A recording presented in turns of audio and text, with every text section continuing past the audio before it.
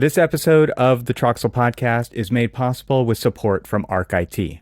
Are you tired of standard IT services that miss the mark? Choose ArchIT for specialized, proactive IT management, BIM support, and robust data security tailored for architects. Whether you're a team of 10 or a growing firm of 50 plus, ArchIT understands the architecture industry and will empower your unique creative vision to enable you to do your best work. Embrace a technology team that enhances, not hinders, your design process. Visit getarchit.com for your free IT assessment and start transforming your firm and your tech experience today. That's getarchit.com. Welcome to the Troxel Podcast. I'm Evan Troxel. Before we begin, if you are a regular listener and enjoy these episodes, please use the subscribe button on YouTube and in your preferred podcast app to let me know that you're a fan of the show. Your subscription is incredibly valuable in supporting my efforts, and I genuinely hope that you're finding the conversations published here enriching for yourself and valuable for the AEC industry. Being a subscriber, which is completely free, directly influences two things: my ability to attract sponsors and help keep the show going, and my ability to attract high-profile guests, which is great for you. My goal is to provide value to you and the industry as a whole, so if you haven't subscribed, I encourage you to do so. As I mentioned, it is completely free and a great way to support this show. Okay, in this episode, I welcome Petr Mitev back to the podcast. Peter is the Vice President of Solutions for Designers at Chaos Enscape. In this episode, we discuss his journey from working in architecture to focusing on technology in the AEC industry, his move to Germany as his role has evolved at Enscape, some of his philosophy about AI and its potential for architects, the democratization of tools and the superpowers they provide to users, and the release of Enscape for the Mac, which I am really happy to see because I love working on my Mac. And I'm particularly excited that Enscape is indeed working in Rhino version 8 on the Mac. Can't believe I'm saying those words all at the same time, with the latest preview release of Enscape. I don't even think that this is currently an option in the Windows version of Rhino 8, much to many users' dismay, but it only seems fair to me as a Mac user who has waited oh so long for these apps to come to the Mac. I say that jokingly, of course, or maybe not. Anyway, I've read on the Enscape forums that support for version 8 of Rhino on Windows may be coming in mid-February. Anyway, this was a fantastic conversation with Peter, and I hope you'll not only find value in it for yourself, but that you'll help add value to the profession by sharing it with your network. And now, without further ado, I bring you Petr Mitev.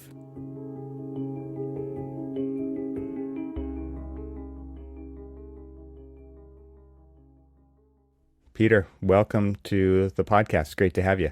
Yeah, thank you for having me again. I'm excited. Yeah, it's been, it was end of March 2021 that we last talked. I'm checking my notes here.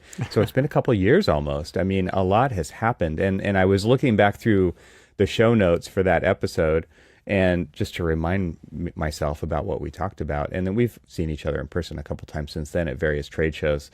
But you were... Let's see, in that episode, you talked about leaving practice, going to work in tech.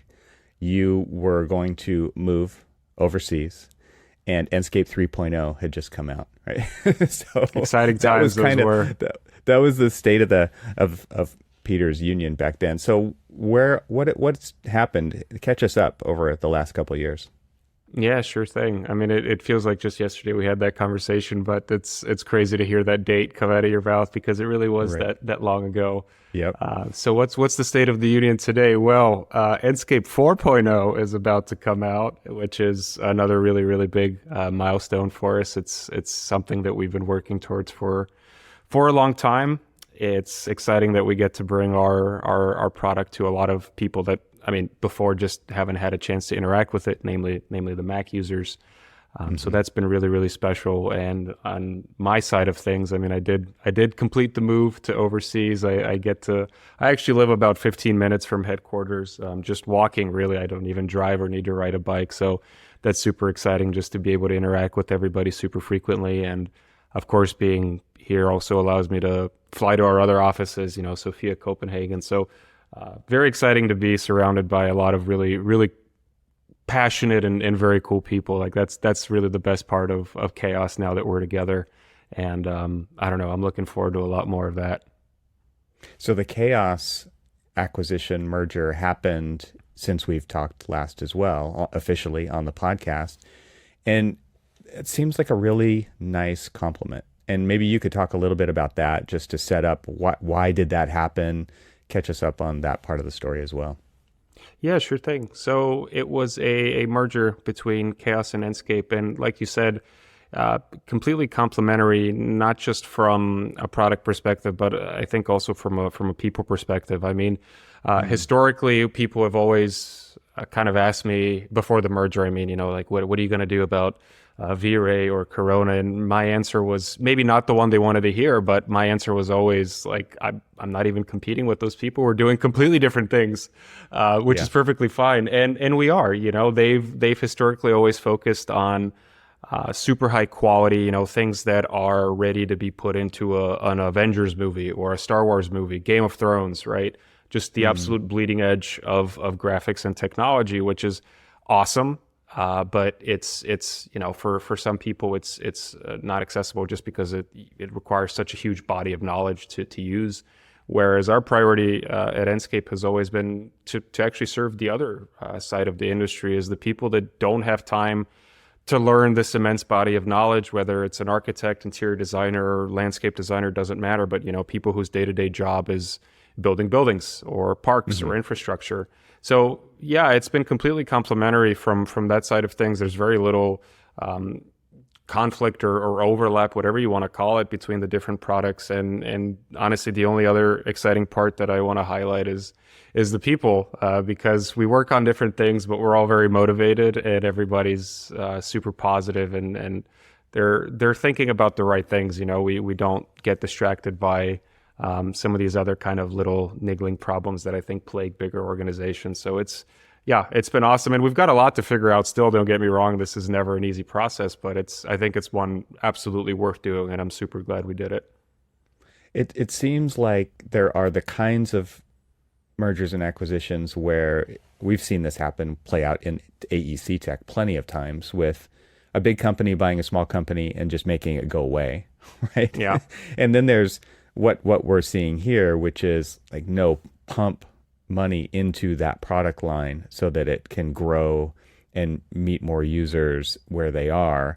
And I think, one thing that you brought up in that was that when I think about V-Ray, when I think about the high-end visualization products, and I think about operating that product, I think about somebody sitting behind a cockpit dashboard, right? That's what I visualize that. It's like there are so many switches and so many variables, and you have to know what all of those different, it's a very different vocabulary than what an architect is trained under. And so it's like, you've got diffuse this, and you've got specular that, and you've got normals, and you've got all these global illumination variables, and you've got all this bounce number, and it's like, to an architect, none of that makes sense unless you really do a deep dive and become a specialist. And V-Ray already had a foothold, definitely in the AEC space, in high-end visualization. But that meant there were very few users in firms who actually knew how to use it.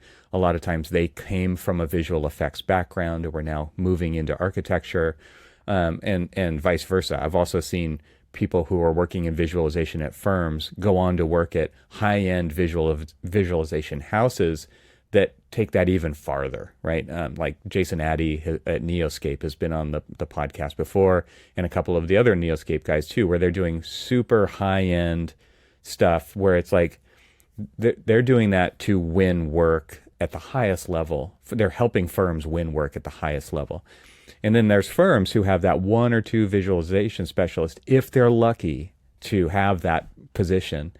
And Enscape was like everybody else who actually just needed to pump out high quality enough and super high quality images on the day-to-day basis.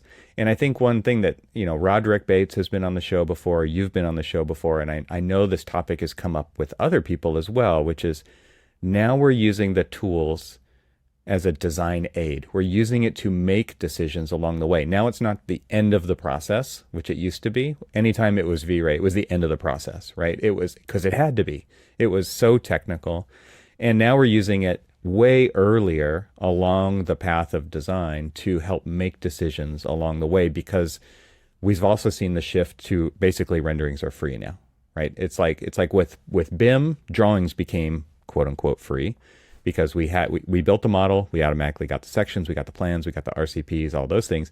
And now with real-time rendering, it's like we're always visualizing in 3D. We're always visualizing in a shaded, beautiful environment. With a tool like this, it really helps just crank out images. And we're constantly, because as an architect, clients were always asking for updated renderings. And it was like, no, you only get those at the end of DD. That was when you got them, because that was when the design had settled down enough for us to spend the time to do it.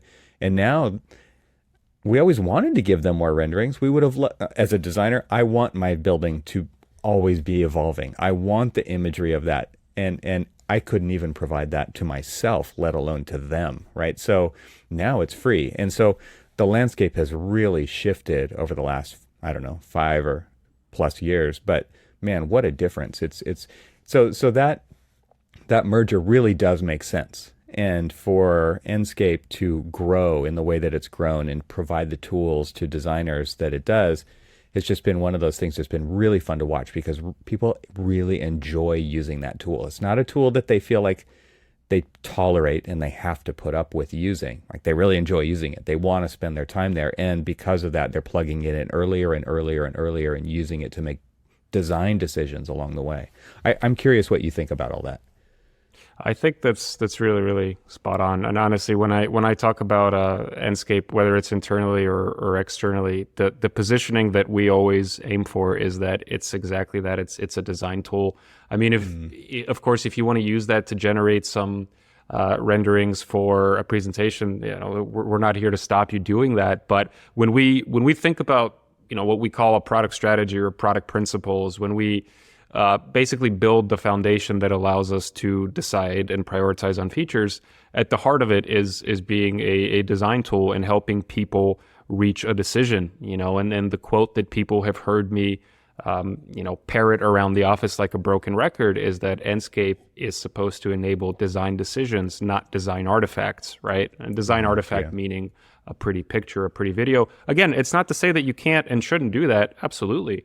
But when we think about really prioritizing things, and it's a hard thing, right? Because we have no shortage of options to build things that people want, but we have to make tough decisions and say, hey, we're going to do this, but we're not going to do that. And when it comes to those tough decisions, that's always what we think about, is prioritizing the decision-making process and making sure that we put in things that help that process. And are there a ton of things we could do to make it prettier and more realistic? Absolutely, yes. But then again, we're also lucky enough that we've got a lot of other things in the portfolio that can do that, frankly, better. And it's our job then to connect those workflows and to make that as easy as possible. But absolutely, we want to enable design decisions. That's the absolute goal of the product. Yeah. And you come from a background in practice, so you know what it's like. You were on the tech side, and you were when you were working in the practice. Do you think back, and what was it actually like back then versus the kind of ideal scenario now? Yeah, it was quite different. I mean, I was very lucky that my education, my master's and my bachelor's were set up a little bit differently in the sense that, we got to, basically it was alternating one semester of studies and one semester of professional practice, which was super challenging, but it also exposed me from a very, very early point to practice. And I got to see that evolve over, oh geez, it's hard to say that it's over a decade now. I feel old. But ouch! You're hurting me. You're hurting me even worse by saying that. Oh no! Let's stray away from God. that. But 10 whole years. What? It's been a heck of a. But look, even in 10 years, it's been a heck of an evolution. I remember my first job. I was drawing 2D in AutoCAD, and you know what? That was more than good enough. But when I think about what could have been, right? I mean, I look at how people are working today when I talk to clients, and it's so different. I mean, as soon as you move a window or delete a wall, you can absolutely in literally in real time show your client the implications of that, show your coworkers, make a decision, and ideally make a better decision, right?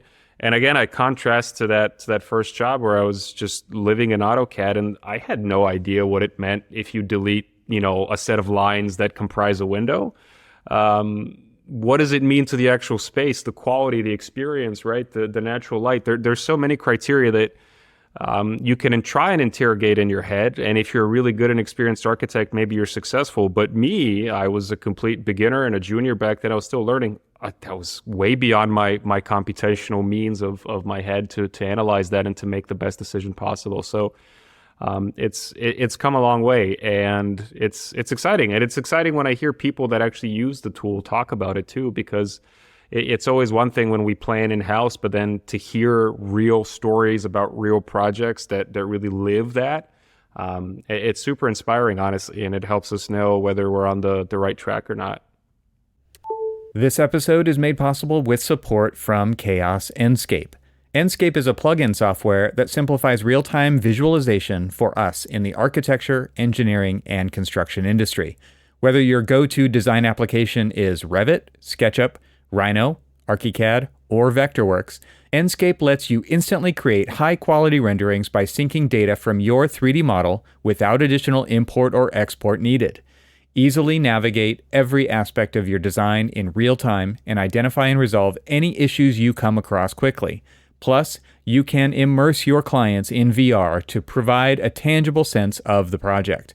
Enscape is the trusted choice of over 500,000 monthly users across 150 countries.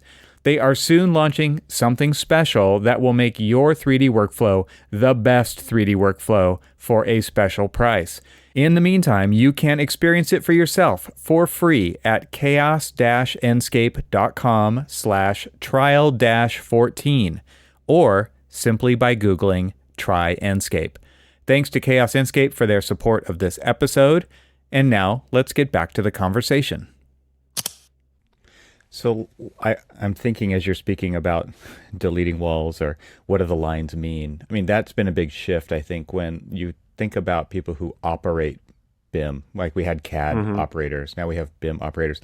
And back in the day when we drew graphite on paper or then switched to CAD, there was still this big leap that we had to make, which was, what does this line mean? What does it represent? Why are we drawing it?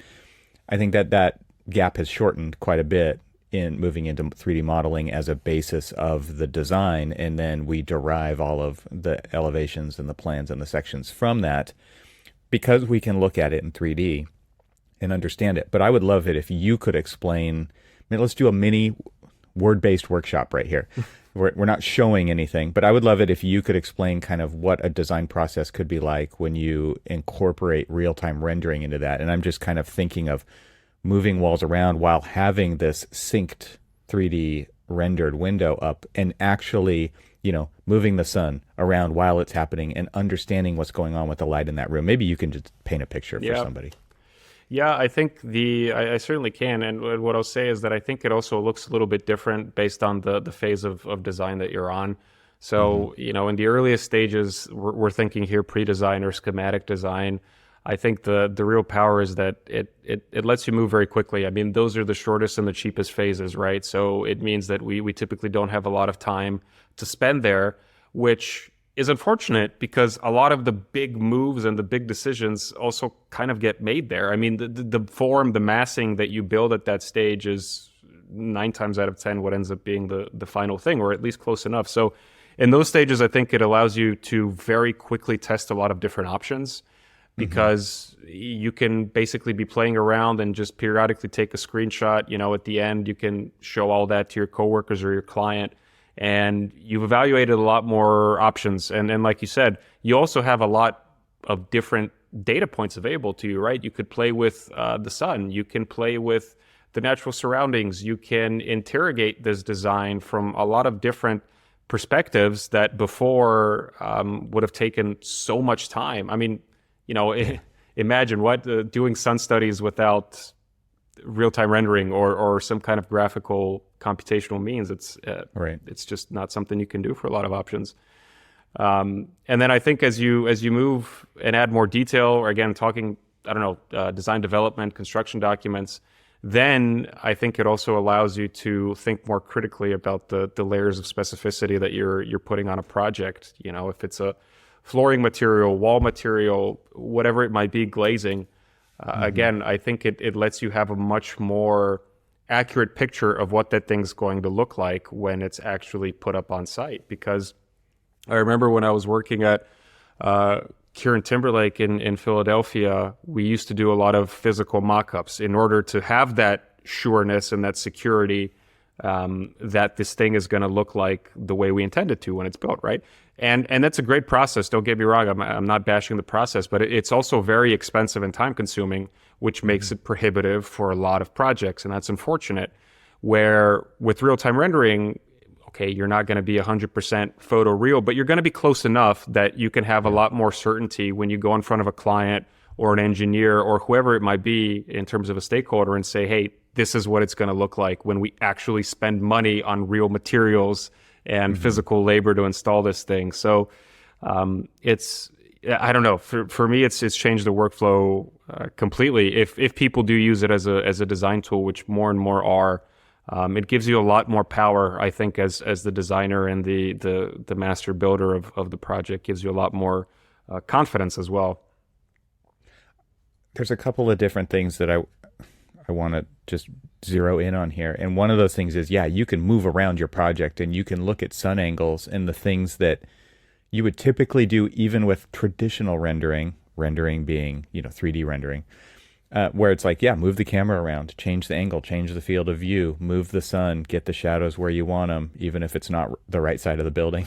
A lot of times when we did visualization, we did that because we wanted to show off that side of the building, and it would just look really bad if it was dark in the shadow, right? But now it's like, it's so easy just to move the sun by using keyboard shortcuts. As you're looking at a scene to get that right where you want, you can actually move the sun along its path and you can position your project wherever it is in the world to get realistic, but then you can just move it around and actually study it. But I think what's so interesting about real-time rendering is actually that you can have that window up when you're building the model as well. And you're getting near real time, if not real time, depending on the hardware. And maybe you can elaborate on this a little bit, but updates as you are moving walls around, as you are extruding walls, as you are making openings bigger or smaller. And so kind of really just zeroing in on this, making decisions during design because you're getting that visual feedback. It's not like you're just still building the model in plan view or in section view, and then you're looking at it, or then you're going to go explore it. But you can actually be in a space. You could set your camera down in a space, and then you can go over to this view over here in whatever tool you're using, albeit, it could be Revit, it could be SketchUp, it could be Rhino, it could be whatever. And you can actually move that wall and watch the implications in real time of what that's doing to the space. I mean, am I painting an accurate picture there? Yeah, very accurate. Very accurate. And it's I guess, for me, it's hard to really verbalize and quantify the impact for somebody that hasn't worked in the field. I think for those of us that have worked in the design field, we can imagine the power that gives you. But for people that haven't been involved in that process, I think it's kind of hard to quantify how important that is, because there are so many different factors. And when I give talks here and there, especially to crowds that are not using this kind of technology, the example I always use is moving around something as simple as a window or changing its size, right? Because I mean, on one hand, there's the aesthetic criteria, right? Like, how does this look? Which very important, very valid. But you can really dive deeper and deeper into that simple or seemingly simple question and say, okay, well, if I make the window smaller, what does that also mean for my electrical lighting? Do I need to introduce more electrical lighting? Do those fixtures clog up the ceiling? Does that mean the engineers have to come up with a new electrical plan? So, and these seemingly small and simple things really snowball into complex things, potentially expensive things. And the power of real-time rendering is that you can really evaluate those a lot quicker and engage other people, right? Because it's never a solo process. We know that architecture is not a solo process. And it helps you communicate to people, which, again, may or may not have your training and your background. But the beauty of a picture is it's kind of like a universal language. Anybody can look at that and say, okay, well, I understand what you mean. Because if you just show them a 2D plane or a section, I mean, you know how it goes with people that aren't trained the way that we are. They're like, it's tough for them to engage. And it's completely makes sense. Yeah, I think so. Okay, so you keep opening up like different pathways for me to go down.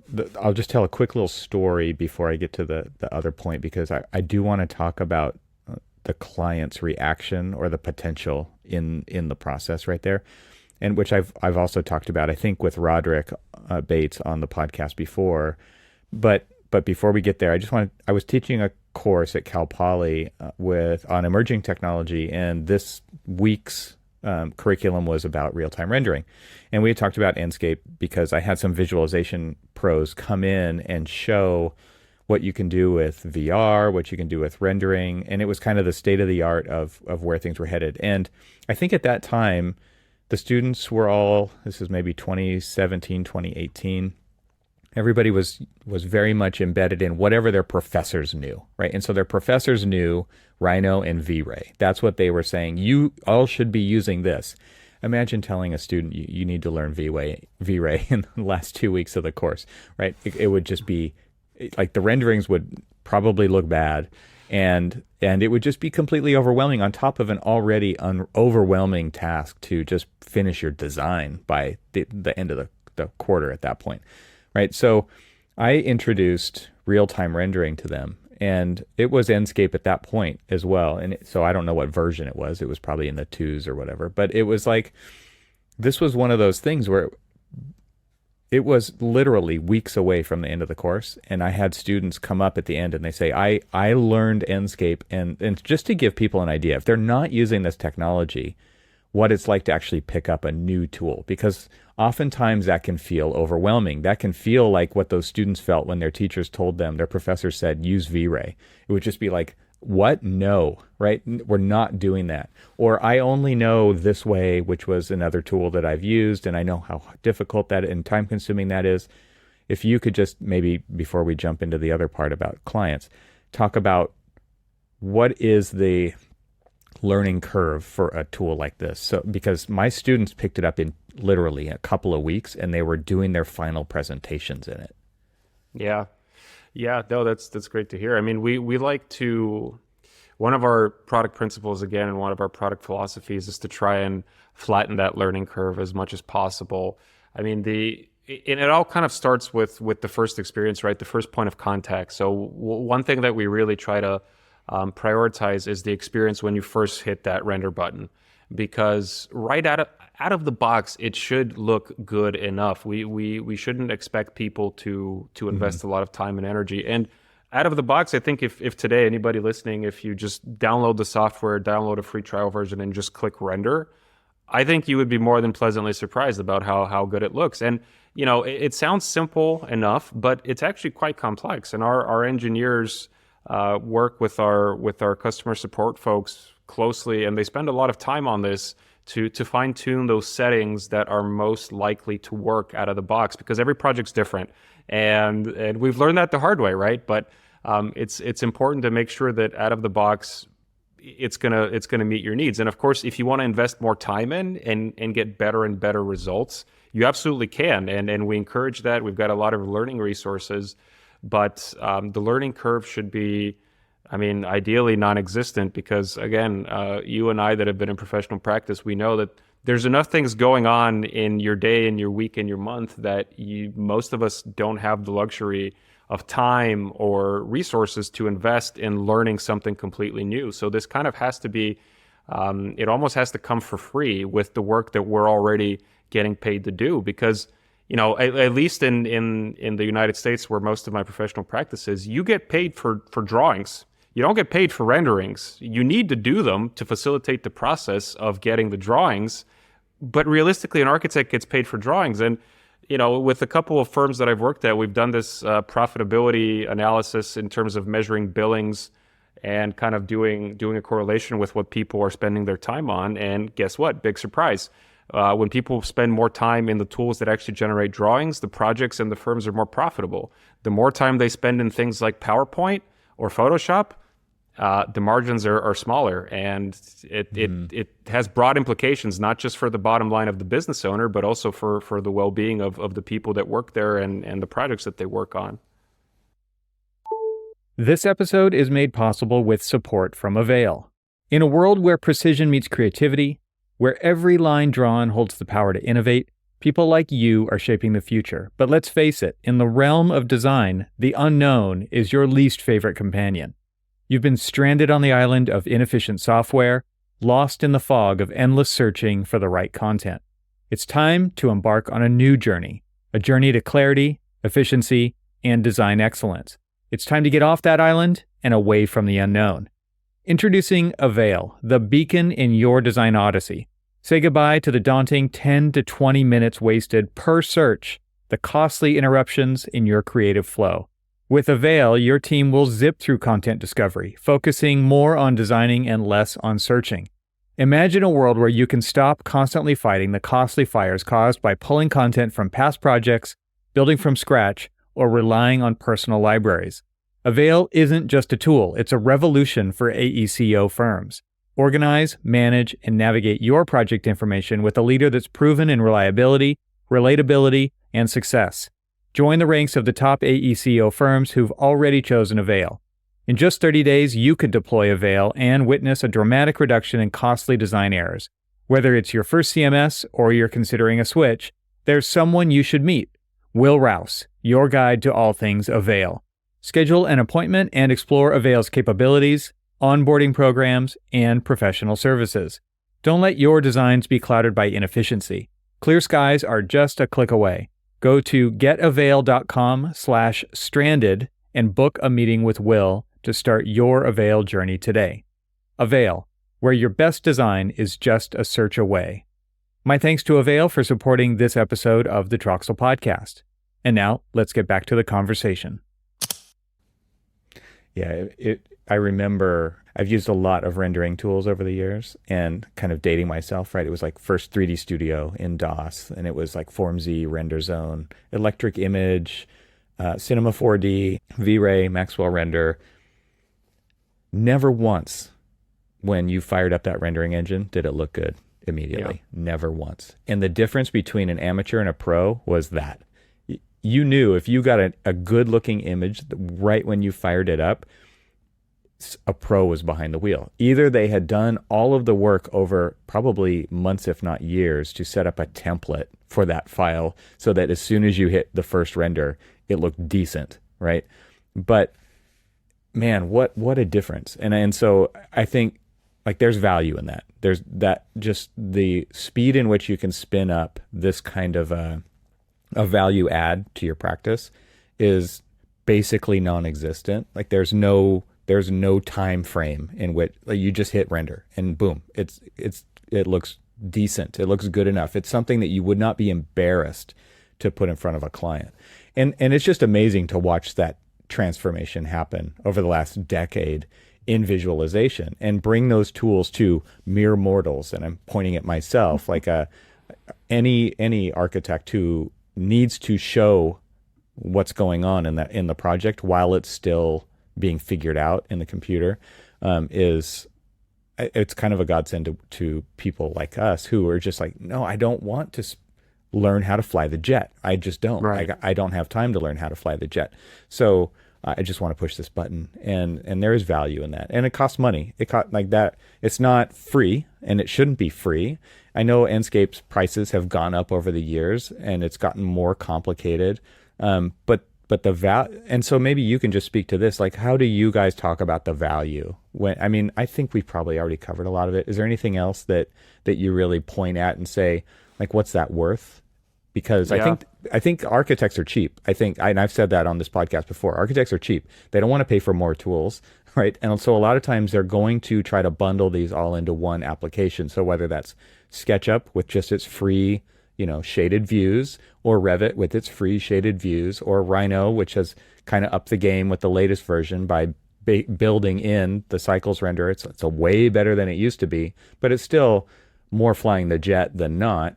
And so why would somebody spend the money to, in addition to their package that they need to get the job done, which you just spoke to, they've got to do the drawings, right? We've got to do all this stuff. Why spend the money on an additional package? Why Enscape even?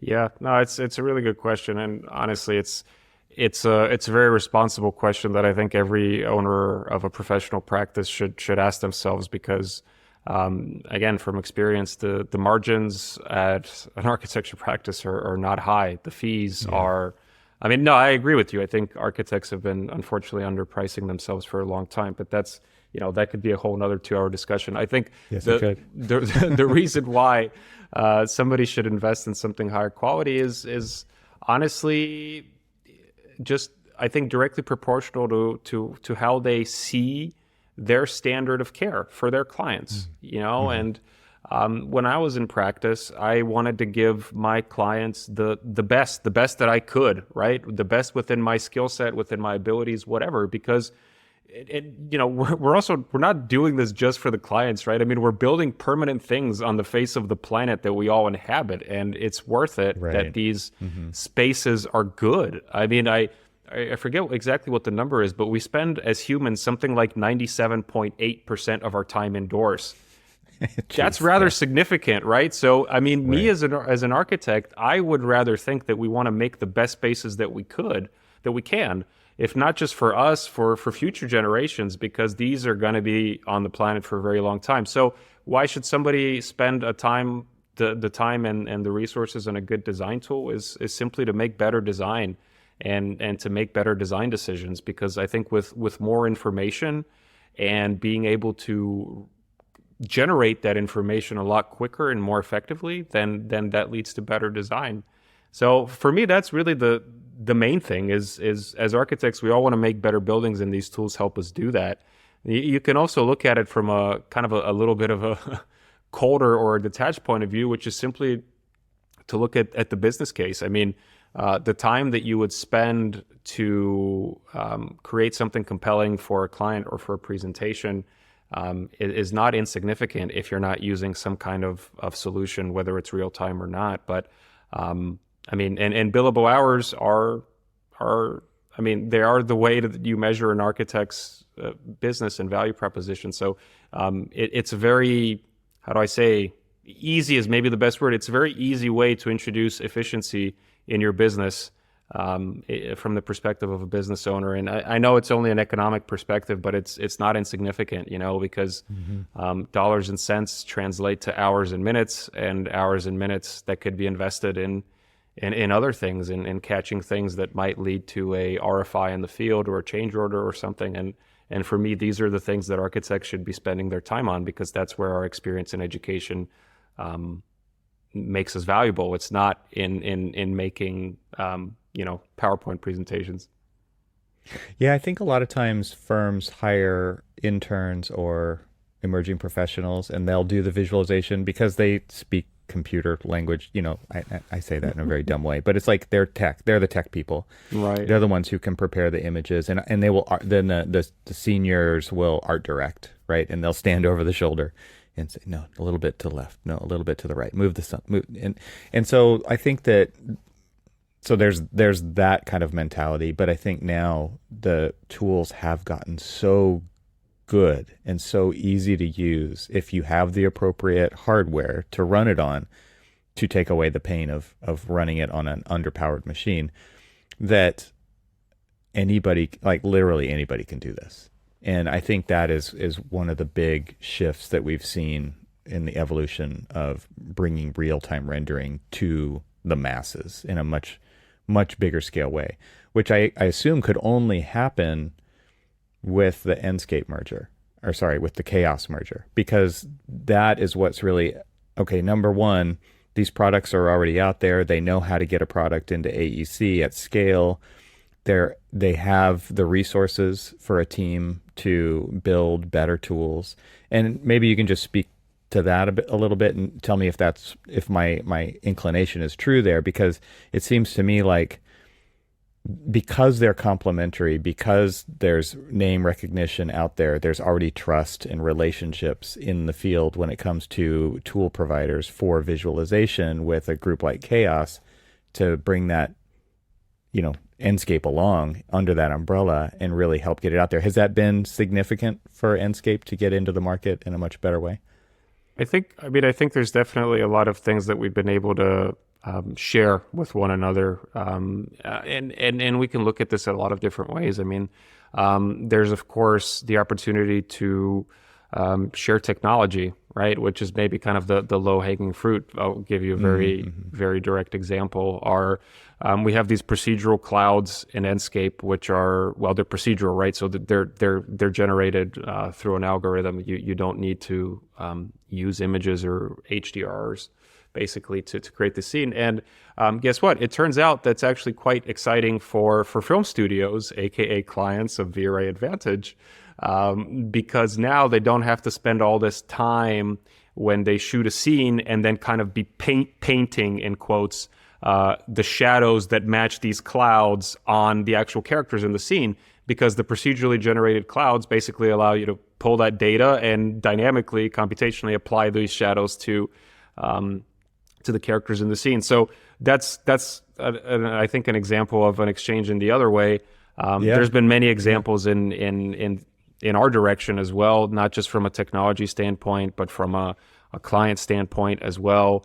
We're able to, I think, tell our stories to clients that previously would not have known either brand, and see if they find value in the solutions, which is awesome. And ultimately, I think it's about just sharing knowledge, experience, about how to be more effective, right? Because ultimately the goal is to solve real problems for real people. It doesn't matter if they're 3D artists or architects, but as a company, as a portfolio of products, we need to make sure that what we're building is solving problems for real people out there doing real work. So it's been a great opportunity to share knowledge, I think, back and forth. And honestly, there's a lot more that we can and should and will do, right? But that's also, like you said, that's one of the benefits of having that exposure.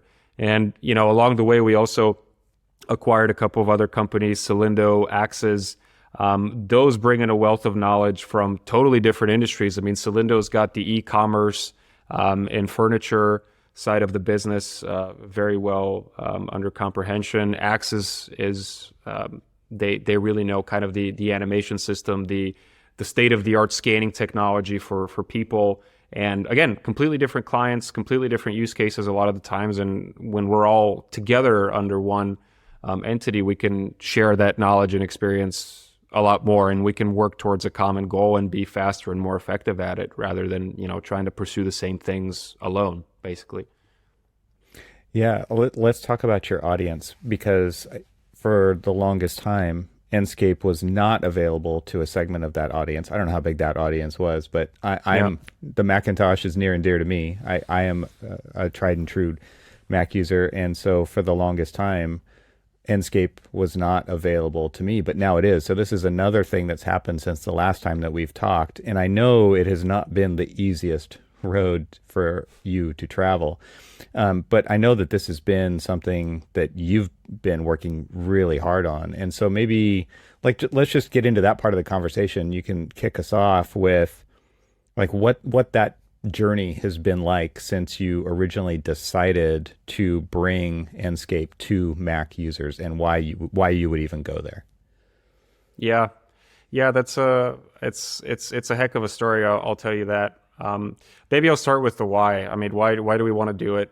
One of these other phrases that I always repeat, like a bit of a broken record internally and externally, is that our goal is to democratize this technology to people, to projects, Because again, kind of like I mentioned earlier, I mean, the goal is to design better buildings, and we want to make sure that everybody has access to that. This shouldn't be this like exclusive thing that, you know, the top 1% of architecture firms can access. It should be something that anybody and everybody can access. So, you know, we always do this exercise of looking at what are the limiting factors that might prevent somebody from being able to leverage that power. And yeah, one of them, maybe one of the biggest ones, is operating systems. So Mac, we identified honestly pretty early. I think I had joined shortly after our CEO Christian Lang, and these discussions were kind of going on. But that was something that we identified right off the bat, and we didn't have. And of course, you can never have like perfect numbers of how many people are using this or not using this. But we had some assumptions, and we decided those are worth pursuing, and pursue them we did. And I think, yeah, it's been of a bumpy road. Definitely, I mean, we don't regret doing it, of course, because we can reach so many people. But you know, in the beginning, we started with this. We started with good intentions, and we started with something which was very ambitious. The goal of basically building this thing in parallel to Windows, to the Windows version, and not slowing down the Windows development, which, although ambitious, and although we had good intentions, it didn't fully work out for us. We had begun working with an external partner who was supposed to take that project, and you know, unfortunately, the world underwent some changes. Let's put it that way. Economic conditions were ebbing and flowing. At a certain point, the war in Ukraine started, which affected our partner. And you know, at a certain point, we had to make the tough decision that due to these challenges, we just need to bring this project in-house and do it a different way. So we did that, and it cost us, I think, some time. But I think that the value that we get in return is something much better, and something that's going to allow us to be more effective and efficient going forward. So basically what we did is, rather than going with the strategy of having these two separate code bases, we came up with a way to have one code base that basically works across the platforms. And what that means is that now, after 4.0, of course, whatever feature we build for Windows or for Mac, it's going to be there for everybody. So we build one feature once, and you know, in kind of the strategy that we were pursuing before, we would have had to build everything twice. Of course, I mean, that's twice the time, twice the people, and it would have slowed us down in the long term. So we're really excited to bring this thing to the market. We're excited to see what the reception is going to be like from the customers. I mean, the Mac version that's out there already is seeing some really heavy usage for a product that's so new. And we're excited by that, of course, but we know that the full impact is going to come when we release 4.0, which is going to have feature parity with our Windows version, and it's going to be the one version kind of for the future, and that's the foundation on top of which we'll build the subsequent version. So we're really excited to reach all these new users that are on the Mac platform. And is it now working with Rhino 8? So I believe that's scheduled to release actually tomorrow on Wednesday, the 17th. Nice. Yes.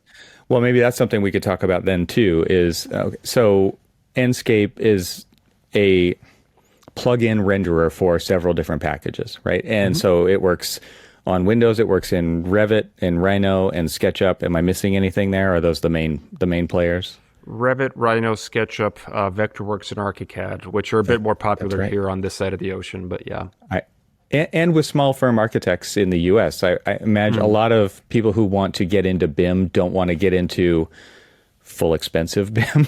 Sure, right? yeah. With Revit or ArchIT. So there are quite a few small firm architects that I'm aware of using Vectorworks for sure. And so that totally makes sense. And so, yeah, to your point, though, I think it is a much bigger market on that side of the world. But on the Mac side, we don't have Revit, right? But we have ArchIT and we have Vectorworks and we have Rhino and we have SketchUp.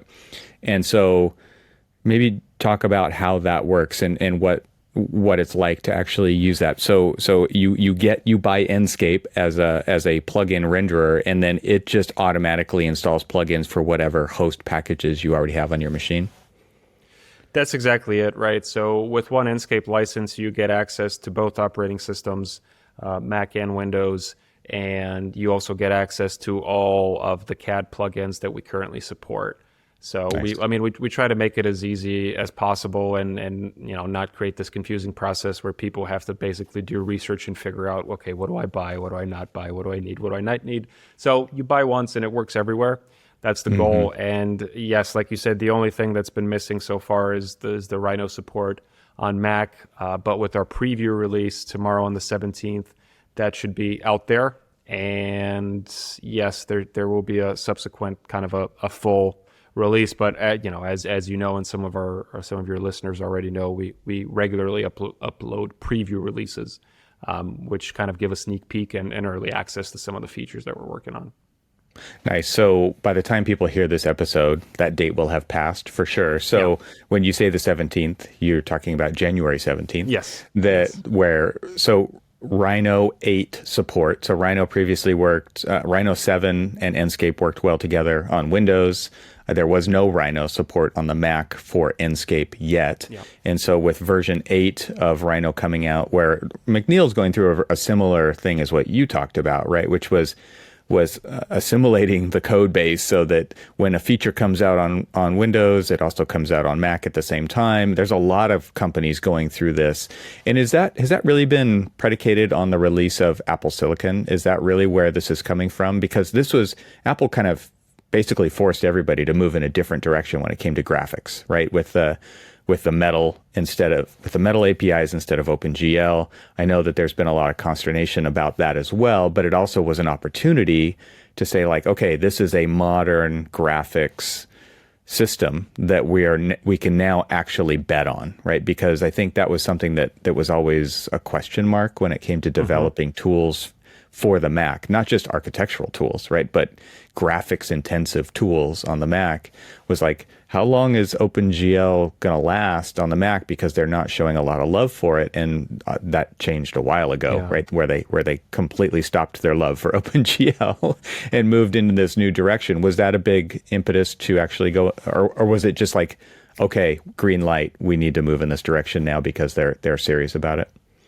I honestly think for us it was, let's call it there were a couple of things that coincided and actually weren't necessarily intended to so perfectly coincide. So historically, Enscape was based on OpenGL, but at one point we kind of, our engineers, when I say we, our engineers, the smart people looked at this and they said, this doesn't really have a future. We want to move to a new graphics API.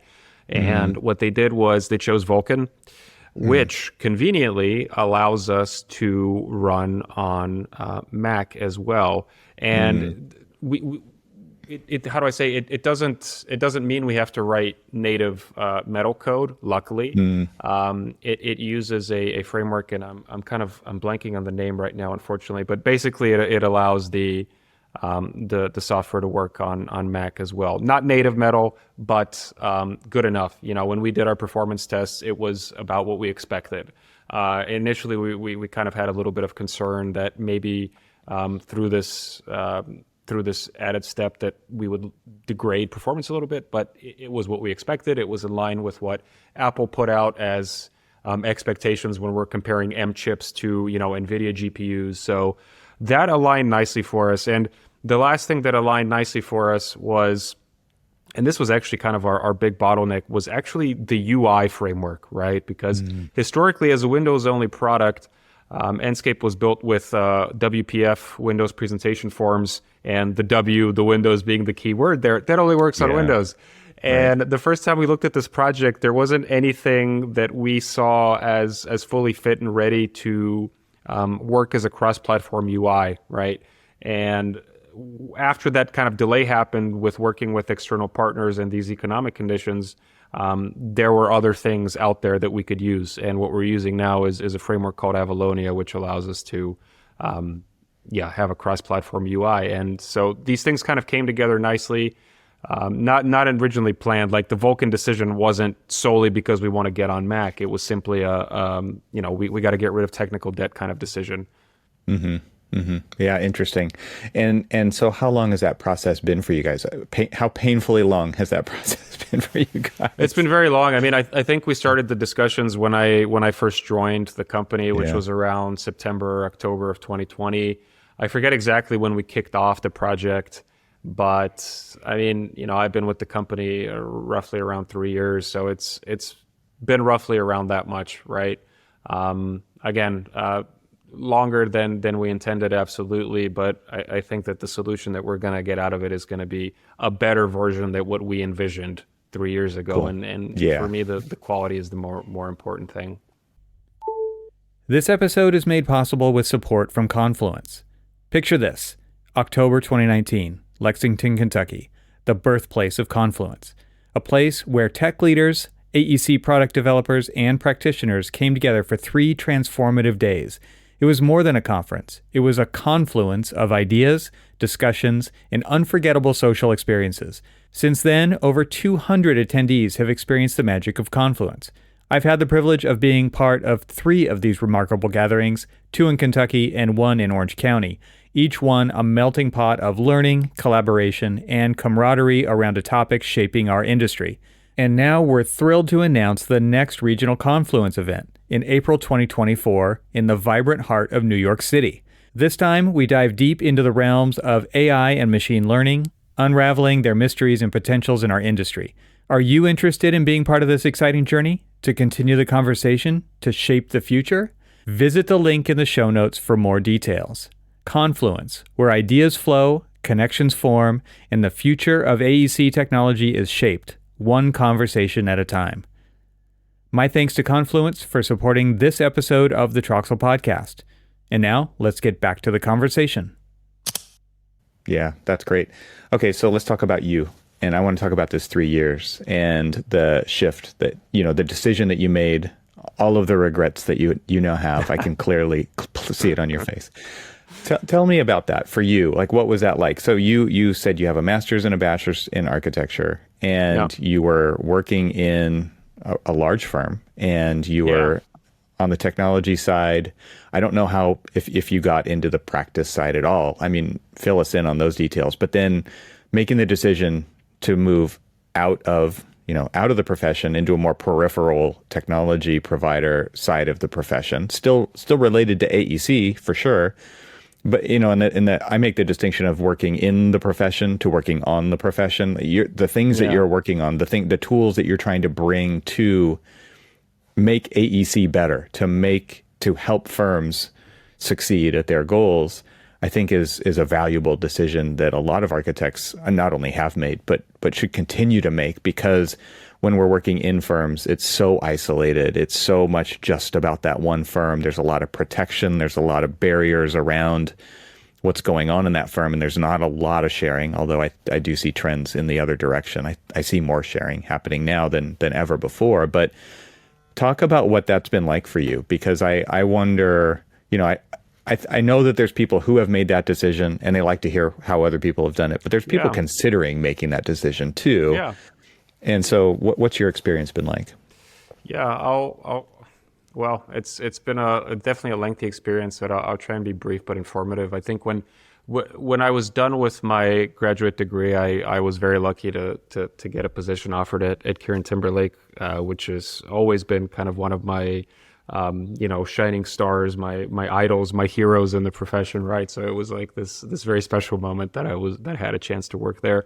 And when I started there, I was a staff architect. I wasn't really having anything to do with the technology side. But again, Kieran Timberlake, being the special practice that it is, was also filled with a lot of very uniquely talented people, and they had a dedicated research group with a lot of very, very bright and interested folks that were working on all these, crazy, cool projects. And over time, I kind of got sucked into that. It all started with a problem that I was doing for the University of Washington. Actually, we were trying to comply with these local regulations, and I couldn't make it work. So I basically buckled down and spent some long nights to try and build this Python-based tool to help me optimize a zoning algorithm to see if we can do it and to finally, put this to rest. Because, after spending countless nights playing with Excel formulas, at one point I realized, hey, I didn't spend 7 years in architecture school to fiddle in Excel. I want to make buildings and make good spaces for people, right? So, and that was really the starting point. And afterwards, again, I was lucky that I had an opportunity to work directly in the research team, and I had a lot of people that supported me along the way. I think they're still at KT. Christopher Connock, he's the director of design computation there. Billy Faircloth, she's a partner and the director of research. They supported me and supported my curiosity and always put projects in front of me that would help me grow. And over time, then I think it was more of a personal thing, but I wanted to move back closer to my family and my wife's family in Columbus, Ohio, which is when I started working at NBBJ. And again, I was very lucky. I had some fantastic mentors. Mark Seep was working there at the time. I think he's with Gensler now. Paul Audsley, our CTO, and Nate Holland, who was at the time the director of innovation. So, yeah, and that was a completely different scale of project, right? It was very different clients, very different opportunities, global team, and it helped me learn more and more. And at that point, I think I was focused really full time on the technology side of things. And I guess over time, what I realized is that I'm more effective in this role. I mean, there's a lot of people that are better architects than I am, but I am a really good supporter of those people because I understand their problems, I understand their needs. And basically by teaching myself, software development, I could articulately respond to those needs in a way that somebody without that industry knowledge couldn't really. Mm-hmm. And then basically to bring this all to a close, the pandemic kicked off. There was, economic turmoil everywhere. And for some reason, I made the seemingly crazy decision to leave a very stable job in a firm with 75 years of history to join this. What I thought at the time was basically a small startup on the other side of the world. But it was also a good time because the Enscape was transitioning. The two founders were stepping down. Enscape had hired a new CEO, Christian Lang, who turned out also, again, to be a fantastic mentor and a fantastic teacher who always put the right opportunities in front of me to learn more and challenge myself. And I think looking back on those 3 years, I have absolutely zero regrets, actually exactly the opposite, because there's so much that I've learned along the way. And I really do think that in this role, I can support the profession a lot better than I could just as an architect, because again, there's simply a lot of people that are better at me in design, but I can support them, and I would love to do that. I love doing that. That's why I'm here. Yeah. I appreciate you telling that story because I think that is something that people want to hear. And it isn't always the Cinderella version that you just painted, because I think it really has worked out really well. I mean, you've just found a really great fit, and it doesn't always work like that. But when it does, I do feel like it is an opportunity to serve the profession in a great way that the profession really needs, whether the profession sees it or not, whether they understand it from that direction or not. We really need more people working on it at a larger scale, like stepping back and surveying the whole thing, what's going on and what are the issues what are the problems that need to be solved? What are the tools that need to be made that can apply to a lot bigger of an audience than just one team or one firm? I mean, we've seen it in technology, right? Every firm, for the most part, is making very similar tools to solve very similar problems, right? And they're doing that on their own, and it never gets beyond that, or it gets deprecated or forgotten. I'm thinking of some articles that have been written on LinkedIn about technical debt and tools that have been lost and forgotten about and no longer supported. And every firm deals with this, and they're not set up to deal with that because it's a completely different problem than what they're getting paid to solve for their clients. And so it is kind of an interesting shift that we're seeing because technology has enabled people to move just outside of the traditional role of an architect to work in other ways that serve the entire profession. So you've now moved to Germany, you've moved your family over there, and you're working for, out of that office. What has that shift been like, and what has that opportunity been like? Because again, like, if you're, it's very hard to find a firm that you can even work remotely for in the US. And if you do, you're going to maybe move to another state. I mean, if you don't, you're going to move to maybe a different state, or, practices are very, regionally based, to moving across the country and working for a software company that serves, international clients. Yeah, it's been a good experience, right? But definitely not easy. I mean, moving to another country is never easy. I should know because I did it once upon a time, moving to the U.S. I think that was 1999 or so. And it's never easy. It wasn't easy then. It's not easy now. I have the bit of advantage that I've worked in Germany before as an architect, of course. But so, I think a lot of the things weren't so alien to me as they are to other people. And I was also quite lucky in that sense. I was born a European citizen, so I didn't have all this other kind of legal and bureaucratic stuff to deal with in moving over here. But, picking up your life and going somewhere else is never easy. But again, looking at it today, I think it's absolutely worth it, because this is where my team is. This is where the bulk of Chaos is. Enscape is entirely located here in Karlsruhe. The biggest office of Chaos is in my hometown, which is Sofia, Bulgaria. And yeah, we've got offices in Prague and in Denmark, all over the place. But it's all here on this side of the ocean, because it got to a point where when I was working remotely, I was basically flying across the ocean once or twice a month, and that round trip was, it wasn't just killing me, but it was also really affecting my productivity. So yeah, I think it's absolutely the right decision. It's nice to be so close to the people and to be able to support them much better than I can, several time zones away. So it's great too that I had that opportunity, right? Because Christian Lang and our board could have simply said, "Yeah, man, sorry, it's cheaper for us if you stay over there." But they did everything in their power to help me do this, and I think, yeah, if I was to ask them today, I don't think they would regret it either. Yeah, that's cool. I mean, it's really interesting to hear how you've kind of done this big circle, right? You've gone from living in Europe, moving to America in '99, going through the process of school and working in medium and large size firms, and then moving back out of tech, and then moving back to close to home, right? I mean, I think that's really a neat journey. So I appreciate you sharing that. I think it's interesting to hear other people's experiences and perspectives, and you've never been the guy who doesn't share his opinion. Like you're an outspoken guy, and I appreciate that. I do miss the beard. I think I took you a little more seriously when you had the beard, but I don't know if it fits in Germany.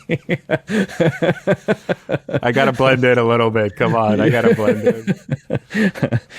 Is there anything that we're missing in this conversation that you really feel like the audience needs to hear about? What am I missing? Missing. I don't know. I mean, there's so many topics that one could get into.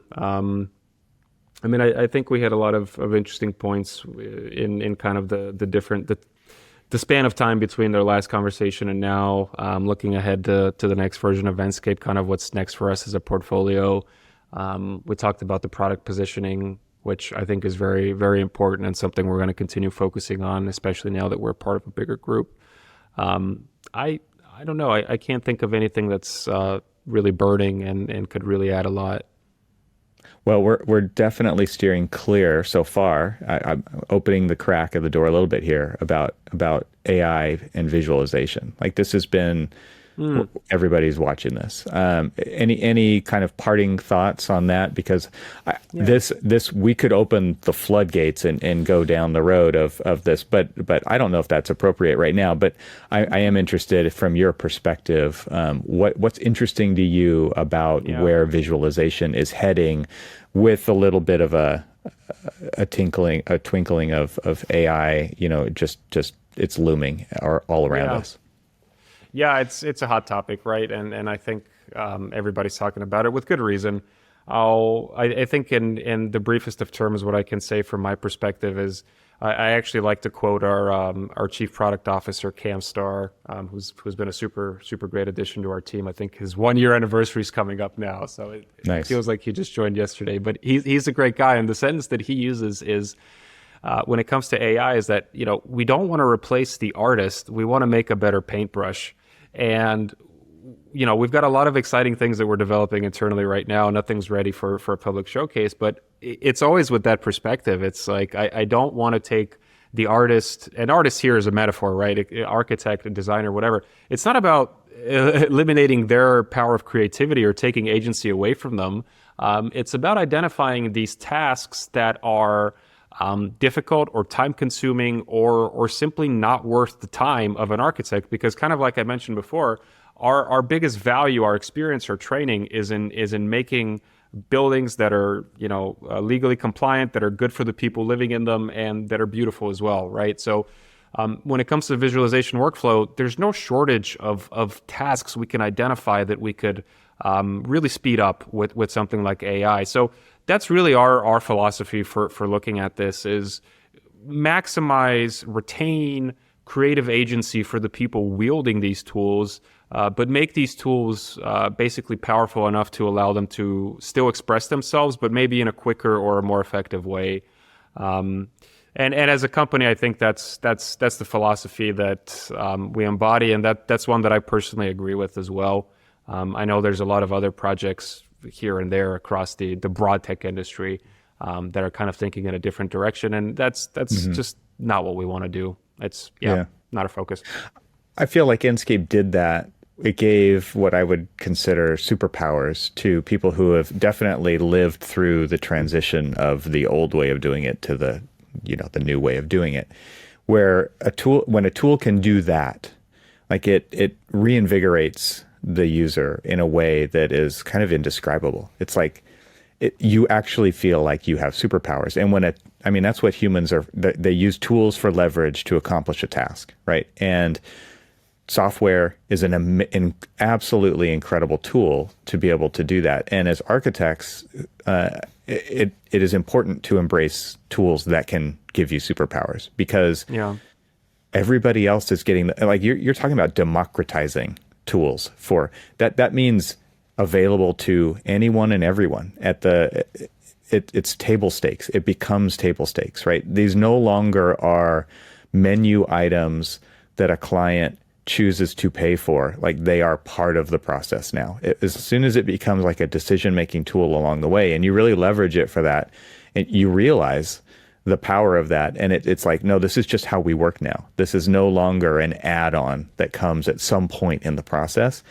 And the most successful tools, in my mind, are the ones that give you those superpowers as early as possible, and you get to differentiate yourself through that in the beginning, but only for a short amount of time, because the whole idea behind democratizing tools is that everybody is eventually going to adopt those. And so you have kind of a first mover advantage sometimes, when you pick the right thing at the right time. I think AI is kind of like that right now, right? There are people who are feeling like they've got the superpowers and they're able to use those. And I think as we see all these tools converge in many different ways, right? We're seeing it happen all over the place. That's where that's kind of like a sweet spot for a lot of people. And so it's always fun to kind of keep our eyes on what's going on out there and watching what companies like Enscape are doing with that. I'm at AU, going to the booth, talking with Cam and Roderick and Dan, and there's a lot of neat stuff going on at Enscape. I'm excited about what you guys are working on, and I think it's like picking and choosing the right ways to implement these into the tools that you already make.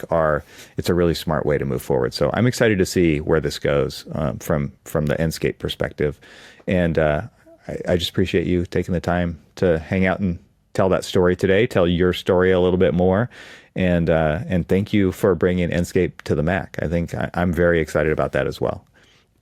Oh, we're excited as well. Yeah, and hopefully a lot of other people are going to be excited. So we're very much looking forward to it.